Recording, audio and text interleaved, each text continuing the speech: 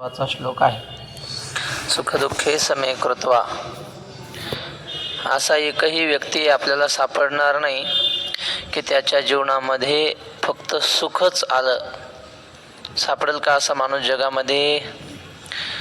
किंवा एखाद्या माणसाच्या जीवनामध्ये फक्त दुःखच आलं असंही कोणी सापडणार नाही. सुख आणि दुःख याचं मिश्रण म्हणजेच मानवी जीवन असतं.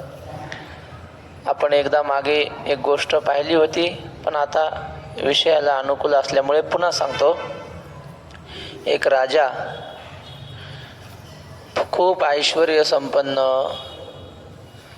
सदाचरणी, सगळे पुत्र त्याचे अनुकूल, प्रजा अनुकूल, सगळं काही व्यवस्थित होतं. पण अचानक एका शत्रूने त्याच्यावर आक्रमण केलं आणि त्याला जिंकलं. शत्रू क्रूर होता. शत्रूने त्याला तुरुंगात टाकलं आणि रोज खूप मार द्यायचा शत्रू त्या राजाला. राजा आपला शांत मुद्रा, प्रसन्न मुद्रा राजाची, प्रसादे सर्व दुःखाना, असा राजा खुश असायचा. मग या शत्रूला वाटलं हा काय पागल झाला की काय, म्हणजे एवढी संपत्ती गेली, सगळं गेल्यामुळे माणूस अचानक दुःख आलं की वेडा होतो. मग त्या शत्रू राजाने विचारलं, का रे, मी तुझी सगळी संपत्ती हिरावून घेतली, तुला एवढं रोज मारतो, तू नाराज नाही, तुझ्या डोळ्यात अश्रू दिसत नाही, तू काय वेडा झाला का? तो म्हणजे वेडा नाही झालो. मग म्हणले, तुला दुःख होत नाही याचं कारण काय? मग त्यानं असा हात दाखवला, हातातली अंगठी दाखवली. अरे, अंगठीचा दुःख न होण्याचं काय संबंध म्हणे?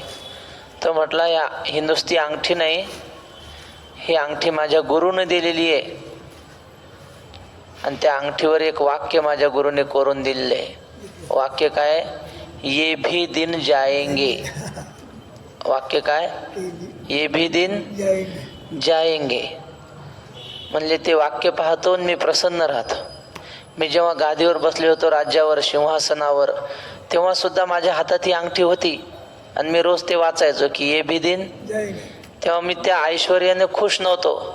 आणि आता तुझा मार खातोय रोज आणि ती अंगठी माझ्या ओठात आहे, जरी तू काढून घेतली तरी वाक्य थोडंच काढून घेणार आहे. वाक्य तर माझ्या मनात आहेच की ये भी दिन जाएंगे. आज मी मार खातोय ना, मार कायम खाणार नाही. कोणीतरी तुझ्यापेक्षा ताकदवान येईल आणि तुला हरवील, मला मुक्त करेल वगैरे. त्याप्रमाणे जीवनात सुखही कायम राहत नाही आणि दुःखही कायम राहत नाही. सुखही येणारा असतं जाणारा. आगमा पायिनो नित्याहा तां तां स्थितिक्षस्व भारत. येणारी जाणारी सुख दुःख. म्हणून सुखदुःखाने साधू संत विचलित होत नाहीत. नाथ महाराजांनी धन्य असलेल्या हरिभक्ताचं वर्णन केलंय. सुखदुःख समान सकळ जीवांचा कृपाळ, ज्ञानाचा उद्बोध भक्ती प्रेमाचा कल्लोळ, धन्य जगी तोची एक हरी रंगीनाचे, कृष्ण वासुदेव सदा स्मरे. वा. मग सुखदुःख समान असा महात्मा असतो. त्याच्या जीवनामध्ये सुखदुःखाला समान किंमत आहे. तुकाराम महाराजांच्या जीवनामध्ये मिरवणूक काढली होती म्हणतात लोकांनी त्यांची. हत्तीवर नाही, धिंड काढली होती गाढवावर तुकाराम महाराजांची. आणि मग कोणीतरी विद्वान महाराजांना भेटायला आला, सांगितला निरोप की तुकाराम महाराजांचं दर्शन घ्यायला मी काशीहून आलो. महाराजांनी सांगितलं, थोडं थांबा म्हणले, आणखी एक गल्ली फिरून झालं की येतो तुमच्या भेटीला. म्हणजे ह्याचं दुःख नाही, गाढवावर बसून लोकांनी धिंड काढली त्याचं, आणि लोक पाया पडतात, त्याचं सुख नाही. सुख दुःखे समे कृत्वा, अशा प्रकारे त्यांचं जीवन असतं. या श्लोकावरची आपण कोणती ओळी पाहतो आहोत?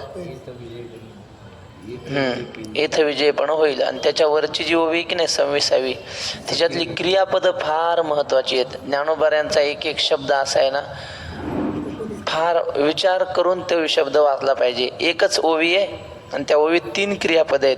सुखी संतोषा न यावे, इथं येणे क्रियापद आहे. दुःखी विषादा न भजावे, भज सेवायाम, भजने ही क्रियापद आहे. आणि लाभालाभ न धरावे, धरणे ही क्रियापद आहे. तर याच्यातलं सुखाने माणूस संतुष्टीला येतो. माऊली म्हणतात संतुष्टीला यायचं नाही, आणि आपण आहोतच सुखरूप. पुन्हा त्याच्यातून आणखी विषयप्राप्तीनं उल्हास कशाला करायचा? ते आहे त्या सुखातून बाहेर यायचं नाही, उड्या मारायच्या नाही, आहे त्या सुखात शांत राहायचं. तैसे मनाया बाहेरलीकडे यावयाची साविया सवे मोडे, ते हृदयाची या डोही बुडे तैसे कीजे. काय माऊलींची ओवी आहे. म्हणले आपल्याला सवय काय झाली? भीक मागायची सवय झाली. खरं सांगायचं आपलं म्हणजे आपल्या घरी धनाचा हंडा पुरलेला आहे, ते पाहायचा नाही, आणि लोकांकडून 1-1 रुपया भीक मागायची अशी सवय झाली. आपल्या अंतःकरणामध्ये ब्रह्मसुख आहे, हृदयामध्ये प्रत्येकाच्या आत्माराम आहे. त्या आत्मारामाचं सुख, त्याचा शांत ब्रह्मानंदाचा तो आनंद घेतला पाहिजे. विषयप्राप्तीनं त्या आनंदातून बाहेर येऊन हा नाशिवंत आनंदामध्ये येऊन उड्या मारायच्या नाही. सुखी संतोषा न यावे, त्या आनंदातून या क्षुद्र आनंदात यायचं नाही. यावे क्रियापद. आता दुःखी विषादा न भजावे. माणसं दुःखाची सेवा करत राहतात. एकदा दुःख झालं ना ते पुन्हा पुन्हा आठवत राहतात, त्या दुःखाची सेवा करतात, ते विसरून जात नाहीत.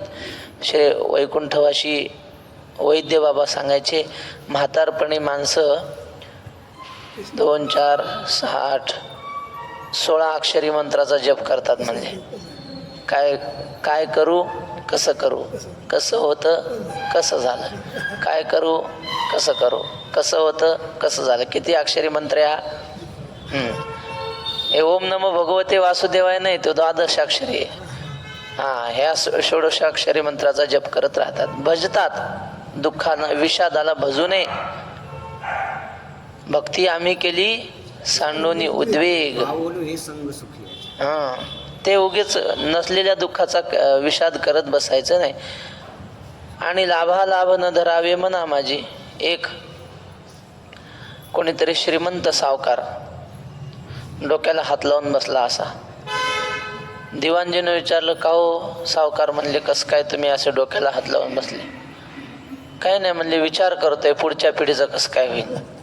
अहो म्हणले, तुमच्याकडे आता एवढी संपत्ती आहे की तुमच्या पुढच्या 8 पिढ्या बसून खातील. बसून नाही, नुसत्या झोपून खाल्लं तरी त्यांना काही कमी पडायचं नाही, एवढं साठवलंय तुम्ही काय टेन्शन घेता? तो म्हणला, हो 8 पिढ्याचं बरं आहे, पण 9व्या पिढीचं काय होईल त्याची चिंता करता. याला काय म्हणतात? उगाच नसलेली चिंता नाही त्याची घेत. तर अशा प्रकारे विनाकारण दुःख निर्माण करून त्याची सेवा करत बसायचं नाही. लाभालाभ न धरावे म्हणा माझी. संसारामध्ये होणाऱ्या अनुकूल विषयाची प्राप्ती म्हणजे लाभ, आणि अलाभ अनुकूल विषयाचा वियोग.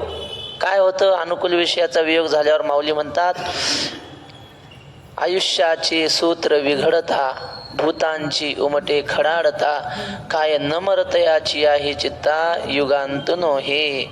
आपल्या आवडती वस्तू जर आपल्यापासून दूर गेली, व्यक्ती म्हणा वस्तू म्हणा, तर माणूस प्रचंड बैचेन होतो. पण असं होऊ नये. अलाभ चित्तीनं धरावे. कारण या सृष्टीचा नियम असा आहे की इथं यावं लागतं काही लोकांना आणि काही लोकांना जावं लागतं. असू द्या, एक झाड आणि त्या झाडावर पिकलेलं पान, वारं आलं की ते पान असं हलायचं. त्या पानाला कळून चुकलं की आता थोडी मोठी वाऱ्याची झुळूक आली की आपण खाली पडणार. मग ते पिकलेलं पान झाडाला म्हणू लागलं की पत्ता बोले वृक्ष से, सुनो वृक्ष बन राय, अब बिछड़े फिर कहाँ मिले, दूर गिरेंगे जाय. तर पान म्हणू लागलं की आता मी तुमच्यावर लहानाचा मोठा झालो, तुम्ही मला सांभाळलं, पण आता मी पिकले, आता मी खाली पडणार आणि वाऱ्याने दूर कुठंतरी उडून जाणार. पण अब बिछडे फिर कहाँ मिले, पुन्हा आपली कधी भेट होणार आहे, असं पान झाडाला म्हटलं. तेव्हा झाड त्या पानाला सांगू लागलं, बाबा तरुवर बोले पात से, सुनो पात मम बात, या घर की यह रीत है, एक आवत एक जात. झाड म्हटलं, बाबा ह्या घराचा नियम असा आहे, एक जण येतो आणि दुसरा जण निघून जातो. नाही, दुसरा आधी निघून जातो आणि मग येतो. जागा रिकामी करावी लागते. तेव्हा हे आयुष्यातून अनुकूल गोष्टीचा जर वियोग झाला तर त्याचा अलाभही मनात धरायचा नाही. आता आजची ओवी. इथं विजय पण होईल की सर्वथा देह जाईल, हे आधीची काही पुढील चिंता विना. विजय होणार आपला की पराजय होणार, किंवा लढता लढता आपला देह पडेल की काय, जीव जाईल की काय, ह्याचा विचार आधीच करायचा नाही. जे काय व्हायचं ते हो. आता माझं कर्तव्य काय आहे? युद्ध करणं हे माझं कर्तव्य आहे. अभ्यास करणं हे माझं कर्तव्य आहे. मी परीक्षेत पास होईल की नापास होईल की मला पकडून बाहेर काढून देतील, त्याचा विचार करायचा नाही. सध्या काय करायचं? स्वधर्माचं आचरण करायचं. आधीच पुढचा विचार करत बसायचं नाही. आपण या उचिता स्वधर्मे राहटता, जे पावे ते निवांता साहोन जावे. ह्या ओव्या अशा आहेत. एक एक ओवी अशी कंठामध्ये धारण करावी आणि त्याच्याप्रमाणे जीवन जगावं, अशा ह्या ओव्या आहेत. माऊली म्हणतात आपल्याला काय उचित आहे? स्वधर्मे राहटता, स्वधर्माचं आचरण करणं एवढंच आपल्या कल्याणाचं आहे. बाकी जगभर विचार करून काय करायचं आहे आपल्याला? जे पावे ते निवांता साहोनी जावे. जे आपल्याला स्वधर्माचं आचरण करत असताना जे काही सुखदुःख प्राप्त होतील ते आनंदाने, त्याचं सुख आलं तर शांतपणे ग्रहण करावं, दुःख आलं तरी शांतपणे ग्रहण करावं, पण स्वधर्माचा मार्ग सोडू नये. वैकुंठवासी वक्तेबाबा म्हणायचे, साधू कोणाला म्हणतात? प्राणांतेपि ये धर्मम न त्यजंती ते एव साधवहा. म्हणजे मरण आलं तरी स्वधर्माचं आचरण जे सोडत नाहीत त्यांनाच साधू म्हणतात. निष्ठावंत भाव भक्तांचा स्वधर्म, निर्धार हे वर्म चुको नये. किंवा देह जावो अथवा राहो पांडुरंगी दृढ भाव. तेव्हा जे पावे ते निवांता साहोनी जावे. तिकडं 4थ्या अध्यायामध्ये अशी ओवी आहे, म्हणून अवसरे जे जे पावे की तेणे चितो सुखावे, जया आपुले आणि परावे दोन्ही नाही. अचानक जी परिस्थिती उद्भवेल तीच महात्मा आनंदाने त्या परिस्थितीचं ग्रहण करतो. काय सावता महाराजांचा किती सुंदर अभंग आहे. समयासी सादर व्हावे, देव ठेविल तैसे राहावे. कोणे दिवसी वैसोनी हातीवर, कोणे दिवसी पालखी सुभेदार, कोणे दिवसी पायाचा चाकर. चालून जावे, चालून जावे, देव ठेविल तैसे राहावे. सावता महाराज म्हणतात, कोण दिवशी बैसोनी याची मन, आणि कोण दिवशी घरात नाही धान्य, कोण दिवशी द्रव्याची साठवण कोठे साठवावे. एखाद दिवशी खायला मिळत नाही. महाराज लोकांचं असंच असतं. कीर्तनाला गेले की पंचपक्वानन, प्रवासात असले की बाहेर तर खाता येत नाही काही, उगं फळं बिळ खाऊन दिवस काढावा लागतो. बर, कधी कधी लोक सन्मानाने या महाराज बसा महाराज, कीर्तन झालं एसटीत बसले की सर तिकडे म्हणतात, महाराज असला म्हणून काय झालं झालं. कधी सुख कधी दुःख, पण ते सगळं सहन करावं लागतं. जे पावे ते निवांत साहोनी जावे, असं जीवन असावं. तुकोबारायांचा पण असाच अभंग आहे बघा. तुकाराम महाराज म्हणतात, कै कै वाहावे जीवन, कै पलंगी शयन, जैसी जैसी वेळ पडे, तैसे तैसे होणे घडे. हिचा हा कै कै भोज्य नाना परी, कै कोरड्या भाकरी वगैरे. वा, तुका म्हणे जाण सुख दुःख ते समान. अशा प्रकारे माणसाचं जीवन असावं. ऐसिया मने व्हावे, अशा मनाने व्हावं. सुख दुःख समान असलेल्या मनाने व्हावं. तरी दोष न घडे स्वभावे, मग मात्र दोष होणार नाही. म्हणून आता झुंजावे निभ्रांत तुवा. म्हणून आता निभ्रांत होऊन सुखदुःखाला समान मानून जीवन जगावं. साहोनी जावे, 28 ओवीत आहे की नाही. सहन करावं. सहन करणं ही फार महत्वाची गोष्ट आहे. वैकुंठवासी वास्कर महाराजांच्या बाबतीत सांगतात. ते म्हणले, कीर्तनाला उशीर झाला आणि घाई त्यांनी बाराबंदी खुंटीची घेतली आणि घातली आणि लगेच कीर्तनाला उभे राहिले. पण बाराबंदी अशी झटकली नाही. त्याच्यामध्ये होता विंचू बाराबंदीत. ते कंबर बांधली. आता विंचूवाला निघताच येईना. मग तो विंचू पाठीला चावा घेऊ लागला, नांगे मारत होता. कीर्तन तर सुरू झालं. आणि मग फडकरी लोकांमध्ये मर्यादा असतात. एकदा गादीवर उभं राहिलं की मग गुळ खायचा नाही, पाणी प्यायचं नाही. तुमच्याकडे पाहून सांगितलं मी. आमच्या काकांचा नियम आहे कीर्तनाचा, काय सांगा. आपलं कीर्तन कसं असते 9 ते 11. ते म्हणले आमच्या कीर्तनाचा तसं टाईमवर नसते. कीर्तनाला उभं राहताना बाटली भरून घ्यायची 1 लिटरची पाण्याची. ती बाटली जेव्हा संपन तेव्हा कीर्तन संपणार, असा यांचा कीर्तनाचा नियम आहे. तर त्यांच्यात असो प्रत्येकाची प्रकृती असते. तर त्याप्रमाणे त्यांनी मग ते कीर्तन सुरू झाल्यावर आता गादीहून खाली उतरता येत नाही, बाराबंदी कंबर सोडता येत नाही. आणि मग 2 तास तो विंचू चावा घेत होता. आणि ह्यांचं कीर्तन आनंदात चालू होता. चेहऱ्यावर असं काही दुःख दिसलं नाही, काहीच नाही. आणि मग कीर्तन झाल्यावर जेव्हा बाराबंदी सोडली, पाठ लाल बुंद झाली. ते विंचवाने चावे घेतलेले सगळे लोक म्हटले, महाराज हे कसं काय? ते म्हटले, पांडुरंगाची शक्ती, माझं काही नाही. काय तुकोबाराय म्हणतात ना, ब्रह्मभूत काया होतसे कीर्तनी भाग्य तरी ऋणी देव ऐसा. हे सगळं भक्त सहन करतात. वैकुंठवासी बोधेबाबांच्या पायाला 6 कुरूप होते. म्हणजे 6 नाही, जास्त. एका पायाचे सांगितले मी. काय व्हायचं, वाळवंटातून जायचे, त्यामुळे छोटासा काही गेलं पायात की ते तसंच राहिलं की त्याचं कुरूप होतं. आणि मग त्या कुरूपाच्या जागी जर खडा टोचला तर मग प्राणांत यातना होतात. पण बाबा म्हणले, तरी सुद्धा मी वाळवंटातून प्रदक्षिणा करतो म्हणले. किती त्रास होत असेल. सहनम सर्व दुःखानाम अप्रतिकारपूर्वकम चिंता विलापरहितम सा तितिक्षा निगद्यते. अशा प्रकारे साहोनी जावे, सुखदुःखांना सहन करत आपल्या स्वधर्माच्या. म्हणून त्यांनी ते सहन केलं. म्हणून आता त्यांच्या मागोमाग विद्यार्थी प्रदक्षिणा करतात. बाबा करायचे म्हणून करतात.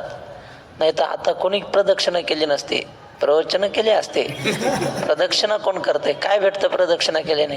काही नाही भेटत ना. दृश्यफळ आता नाही भेटत, पुढे भेटायचं ते भेटेल. पण बाबांनी आदर्श घालून दिला, त्यामुळं लोक ते करतात. तर हे आपण साहून आपल्या स्वधर्माच्या मार्गाने चालत राहावं. ऐसिया मने व्हावे तरी दोष न घडे स्वभावे. मग मात्र आपल्याकडून कुठलाही दोष घडणार नाही. म्हणून आता झुंजावे निभ्रांत तुवा. म्हणून अर्जुना आता निशंक होऊन तो युद्ध केलं पाहिजे. श्लोक. एषा ते भीता सांख्ये बुद्धिर्योगे त्विमां शृणु बुद्ध्या युक्तो यया पार्थ कर्मबंधं प्रहास्यसि.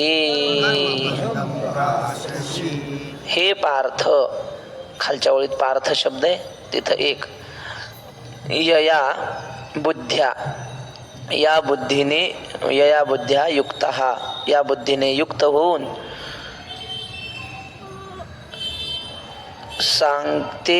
सांख्ये अभिहिताः. एषा सांख्ये ते अभिहिताः बुद्धिः योगे तु इमां शृणु. अर्जुना, या सांख्य म्हणजे ज्ञानयुक्त बुद्धीने होऊन तू लक्षपूर्वक ऐक. काय तर बुद्धियुक्त म्हणजे ज्ञानयुक्त जर तू कर्म केलंस तर कर्मबंधम प्रहास्यसी, म्हणजे कर्मबंध तुला लागणार नाही, कर्माचा लेश लागणार नाही. तुका म्हणे, आम्ही झालो अग्निरूप, लागो नेदू पाप पुण्यांगा. अशा बुद्धियुक्त होऊन जर तू कर्म केलंस तर तुला कर्मबंध लागणार नाही. परत सांगतो, मी वरच्या ओळीचं आणि खालच्या ओळीचं वेगवेगळं सांगतो.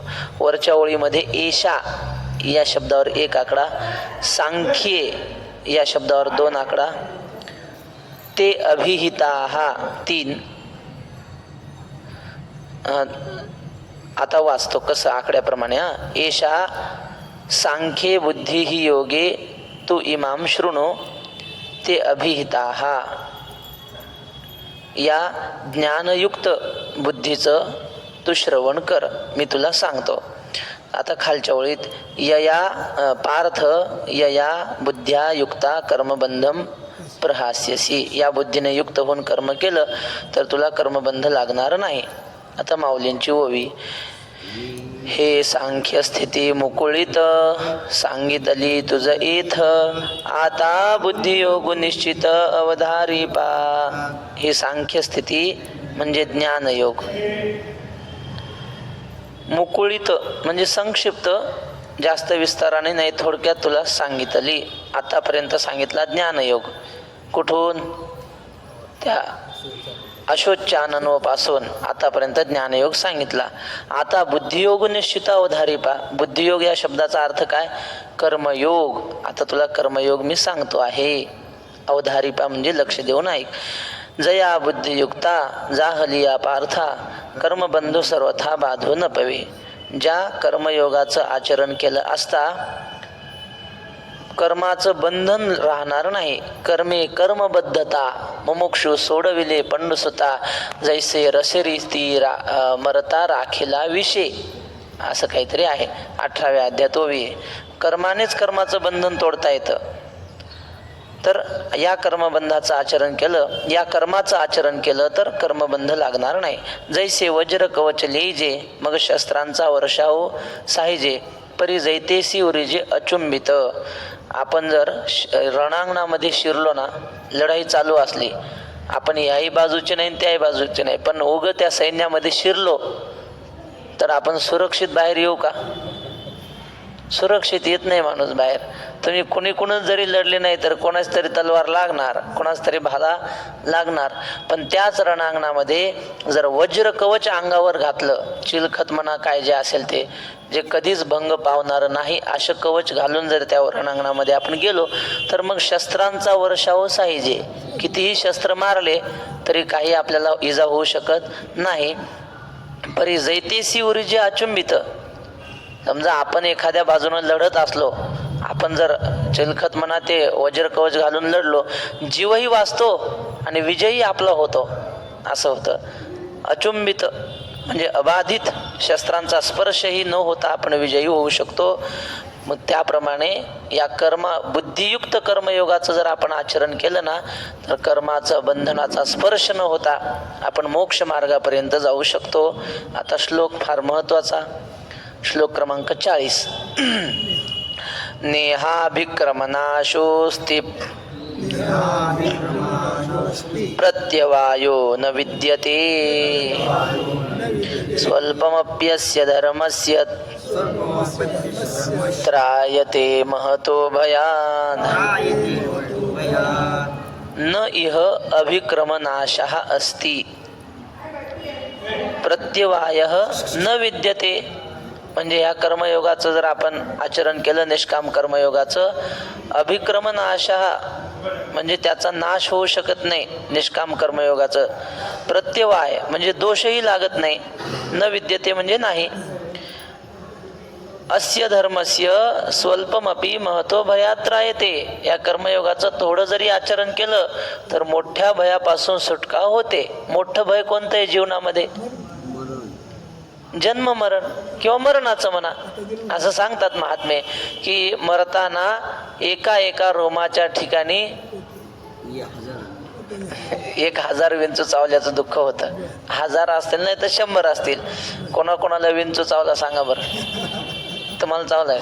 मग शेतकऱ्याला चावला, तुम्हाला चावला. बरं, मग एक विंचू चावला तर किती भला मोठा माणूस ठणा उड्या मारतो. आणि मरताना 100 विंचू एका रोमाच्या ठिकाणी म्हणजे एका केसाच्या ठिकाणी 100 विंचू चावल्याचं दुःख होतं. किती प्रचंड दुःख असेल.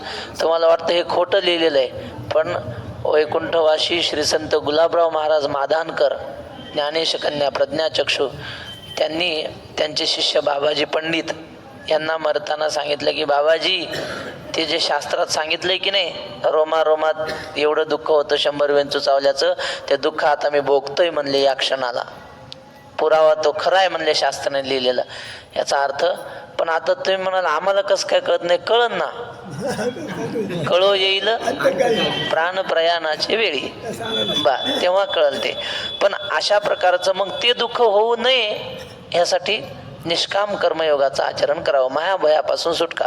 मग तुम्ही म्हणाल आपल्याला एवढं कुठं होतंय, अर्जुना इतकं, धर्मराजा इतकं आणि त्या जनका इतकं कुठं आचरण करता येईल आपल्याला चांगलं. तेच सांगतात तेवढं करायचंच नसतं, थोडंच करायचं. पण थोडं जरी केलं ते वाया जात नाही. अस्य धर्मस्य स्वल्पमपि महत्व भयात राहते. आता याच्यावर वक्ते बाबांनी सांगितलेली गोष्ट सांगतो. काय सिद्धांत काय, थोडं जरी सांगितलं, थोडं जरी आचरण केलं वाया जात नाही. बाबा म्हणले, मला वाटतं काका तुम्ही सांगितली की बाबांनी सांगितले माहित नाही, पण वक्ते महाराजाची गोष्ट आता जमलं का, वक्ते महाराजांनी सांगितली. हे वक्ते महाराजच आहेत. मग एक गावामध्ये कीर्तन चालू होतं आणि एक सर्व गुण संपन्न माणूस कीर्तनाला आला. काकांनीच सांगितलेली आहे.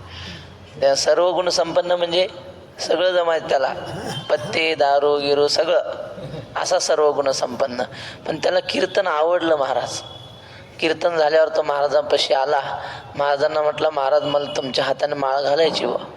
महाराज म्हटले, माळ घालतो, पण मग तू खातो पितो का म्हणे. हो, तर म्हणे खातोय बी पितोय.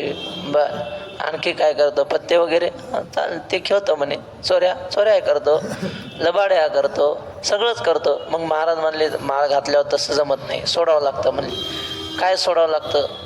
महाराज म्हणले खायचं सोडावं लागतं. तर म्हणला, महाराज त्याच्याशिवाय तर आपलं पोट भरत नाही, दुसरं काहीतरी सांगा म्हणे ते सोडून. महाराज हुशार होते. एखादा महाराज काय म्हणला असतं, ए चल उठ, थांबायच नाही असं म्हणलं असतं की नाही.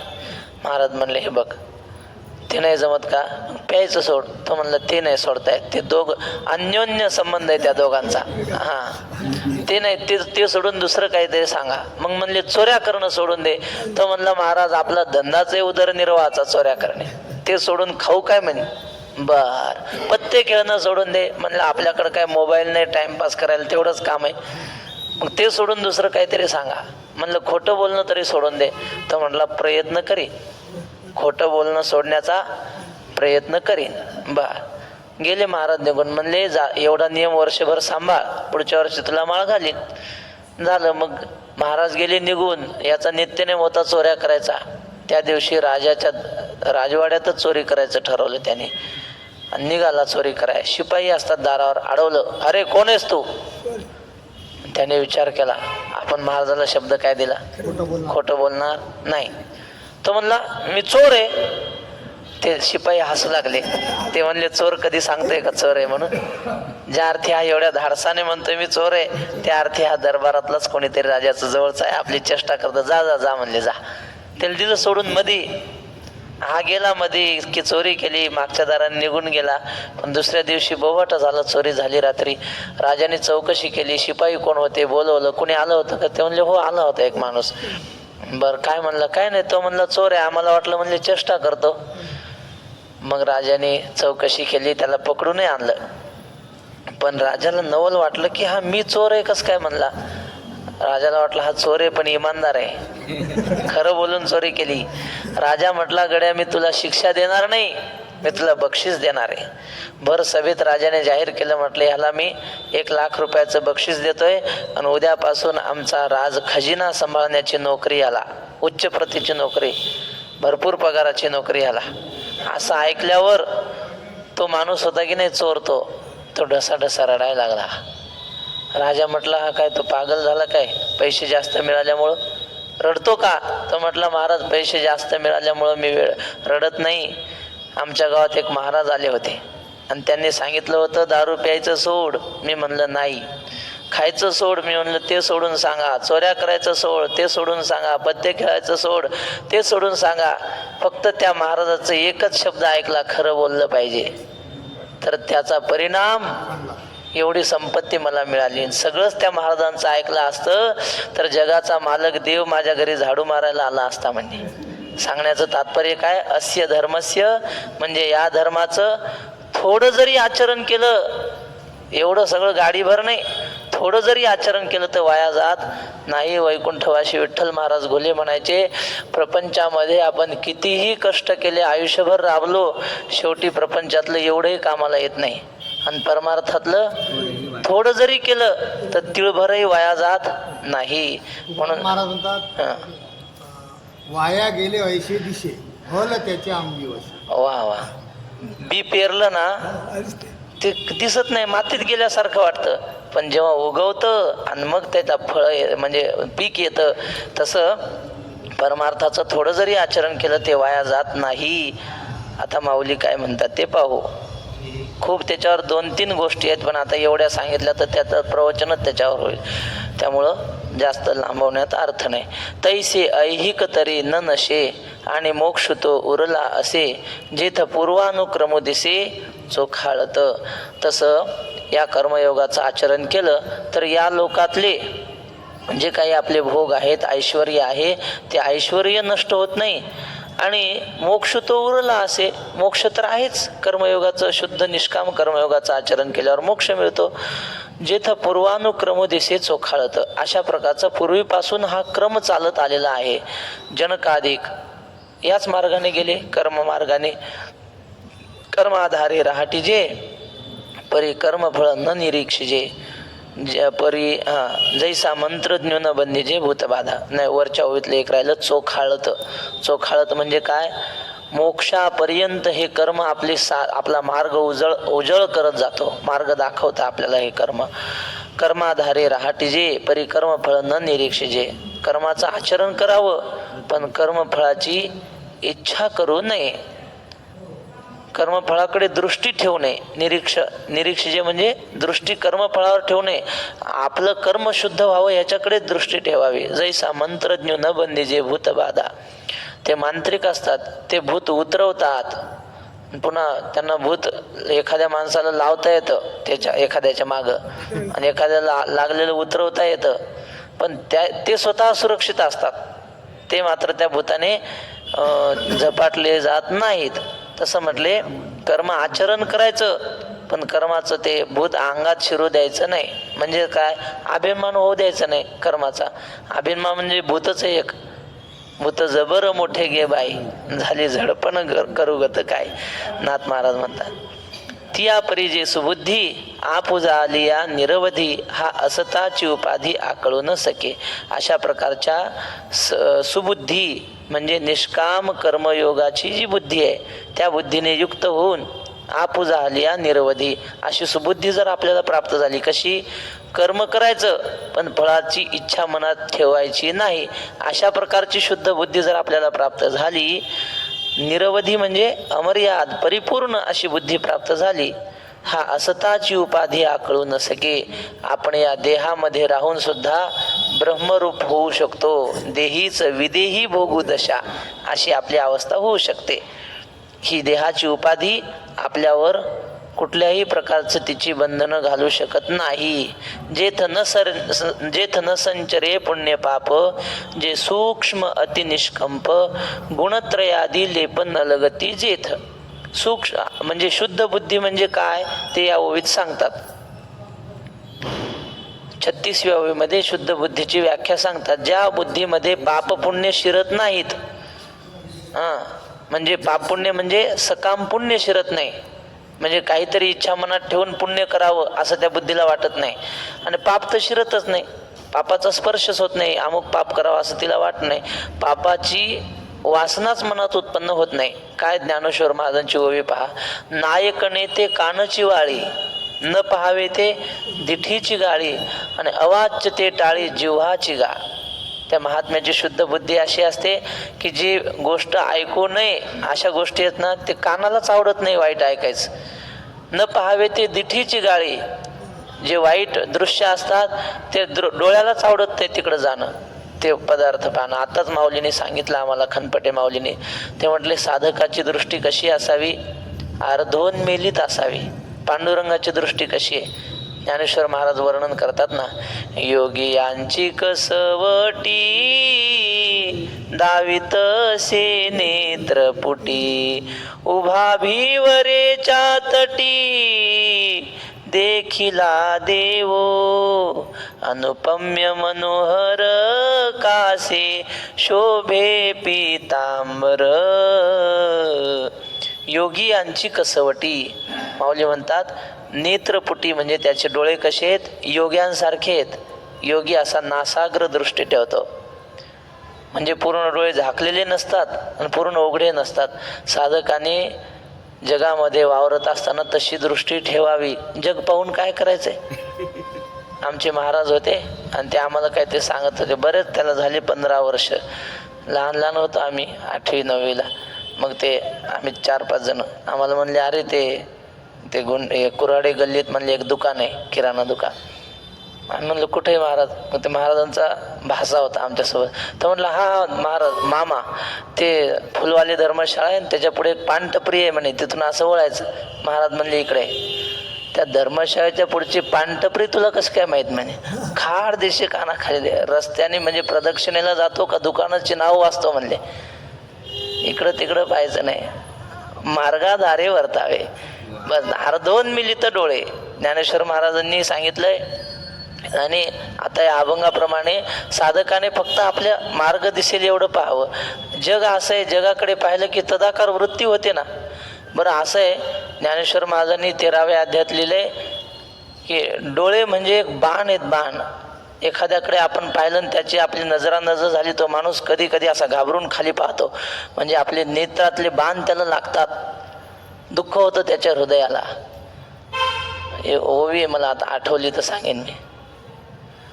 13व्या अध्यायात अशी ओवी आहे की भूती वस्तू आहे ती रूपोशके विपाये म्हणून वाचून पाहे बहुत करून. आठवली तुमच्या सगळ्यांची कृपा. किती दिवस झाले मी वाचली नव्हती पण आठवली. प्रत्येक वस्तूमध्ये परमात्मा आहे की नाही. प्रत्येक प्राण्यामध्ये देव आहे. आणि आपण जर एखाद्या प्राण्याकडे रागवून पाहिलं ना, लहान लेकरं असतात की नाही, त्यांच्याकडे नुसतं असं रागवून पाहायचं. ते पाहिलं की रडतात ते नुसतं. आपण त्यांच्याकडे रागून पाहिलं की म्हणजे काय, डोळ्याचे बाण लागले ना त्याला रडलं म्हणजे काय. तसं भूती वस्तू आहे, वस्तू म्हणजे परमात्मा आहे भूतामध्ये. ती रूपोशके विपाये, आपल्या दृष्टीनं त्या परमात्म्याला आपले बाण लागतील, दुसऱ्याच्या हृदयातल्याला परमात्म्याला. म्हणून वाचून न पाहे बहुत करून. म्हणून तो महात्मा जास्त कोणाकडे पाहतच नाही, खाली पाहून चालतो. डोंगरेजी महाराज भागवत सांगताना असं म्हणतात, डोळे लावून भागवत सांगायचे. उघडले डोळे तर समोर कृष्णाची मूर्ती असायची, त्या कृष्णाच्या मूर्तीकडे पाहूनच भागवत सांगायचे. समोर किती असे तुम्ही फोटो सुद्धा बघा त्यांचे. इथं अमळनेरकर महाराजांच्या मठात फोटो आहे, असं खाली पाहून फोटो. बस कशावर सांगत होतो हे मी.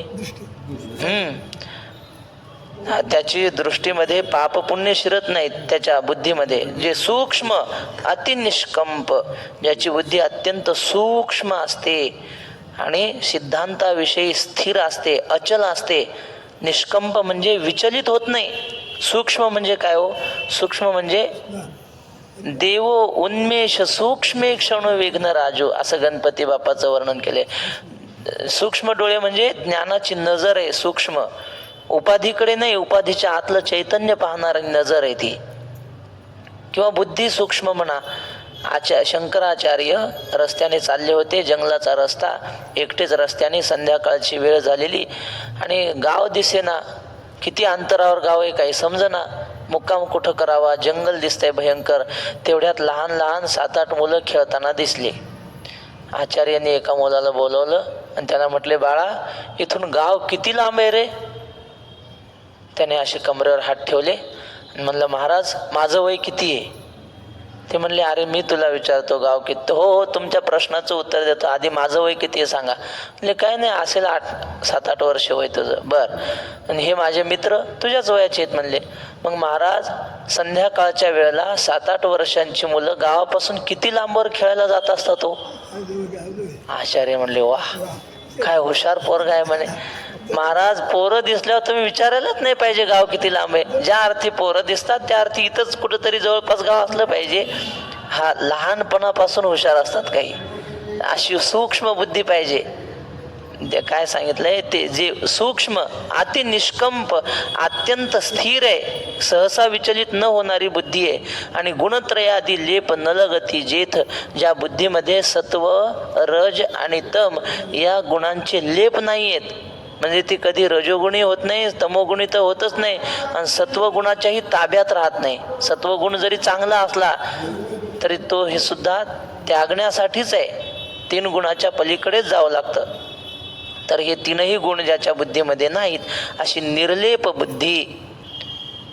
अर्जुना ते पुण्यवशे जरी अल्पची हृदयी बुद्धी प्रकाशे तरी अशेषही नाशे संसार भय. अर्जुना अशा प्रकारची शुद्ध बुद्धी ना जरी अल्पची म्हणजे थोडी जरी असली तरी हृदयी बुद्धी प्रकाशे अंतःकरणामध्ये ती जर बुद्धी निर्माण झाली तर ज्ञानाचा प्रकाश देणारी आहे. आणि मग काय अशेषही नाशे संसार भय. मग सगळ्या संसार भय म्हणजे काय, जन्म मरणाची भीती संपवून टाकते. काय नाथ महाराजांची ओवी गेली, निरहंकारपणाचे लक्षण जरी सुवर्णाचे केले श्वान परी सोने श्वान हो नेदी, अशी काहीतरी ओवी गेली काल भागवतात आम्हाला. म्हणले हे बघा, सोन्याचं कुत्रं केलं, खंडोबाला व्हायला केलं असं, कशाला केलं मला नाही माहिती, पण केलं कुत्रं सोन्याचं. आता ते आपण म्हणतोय कुत्रे, सोनं म्हणतंय का मी कुत्रे म्हणून? सोनं म्हणतंय तुम्ही मला आकार कशाचा आहे द्या, कुत्रं करा डुक्कर करा, पण मी आहे सोनं. वरून तुम्ही काही म्हणा, त्यानं काय बिघडतंय. तसं हा महात्मा काय म्हणतो, हे संसारात मी आलो असेल, देहधारी तुमच्यासारखा दिसतो, मनुष्यासारखा तरी आवडे परी मनुष्यत्व तया न जोडे. तो माणसासारखा दिसतो पण स्वतः समजतो अहम ब्रह्मास्मी, मी ब्रह्म आहे, मी सोनं आहे, शुद्ध सोनं, असं त्याची बुद्धी असते. अल्पची हृदय अशेष आहे. मग असं जर मान्यता असेल तर जन्म मरणाची भीती काय? तर जन्माला आलोच नाही असं म्हणतो. महाराज म्हणतात देह अलंकार नामी, देह अलंकार नामी तुका म्हणे तैसे आम्ही. वा, देह अलंकार, वा, देह म्हणजे सोन्याचा केलेला अलंकार आहे आणि शुद्ध सोनं, ते आम्ही शुद्ध सोनं आहेत. ते वरून दिसतंय आकार अलंकाराचा, पण आहे शुद्ध सोनं. तसं आम्हाला देह वरवर दिसतो. तुका म्हणे नव्हे दिसतो मी तैसा पुसणे ते पुसा पांडुरंगा. पण अशा प्रकारची बुद्धी सहसा मिळत नाही कोणाला, पुण्यवानाला. तुम्ही चातुर्मासाला राहिले याचा अर्थ तुम्ही म्हणजे आम्ही बी राहिलो ना, मग समजून जायचं की आपण फार मोठे पुण्यवान आहोत. आपण नाही, आपले आई वडील. आमचे गुरुजी म्हणतात का रे आपण एवढे, आता ज्ञानेश्वरीचा आनंद परमार्थाचा आनंद हे गावाकडे का, आपल्यासोबतचे काय करतात गावाकडे दुःख भोगतात, आपण आनंद हे कशामुळं म्हणले. मग पोरं म्हणले गुरुजी आपली पुण्याई मागच्या जन्मातली, गाढवा आपली पुण्याई नाही म्हणले, आपल्या आई वडिलाची पुण्याई. त्यांनी जर लहानपणी दुसरे संस्कार लावले असते तर इकडं आलो असतो का आपण.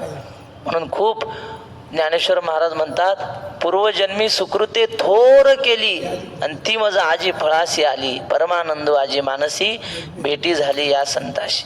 बहुता सुकृताची जोडी जन्मो जन्मे आम्ही बहु पुण्य केले, जन्मो जन्मे आम्ही तेव्हा या विठ्ठले कृपा केली, जन्मो जन्मे आम्ही.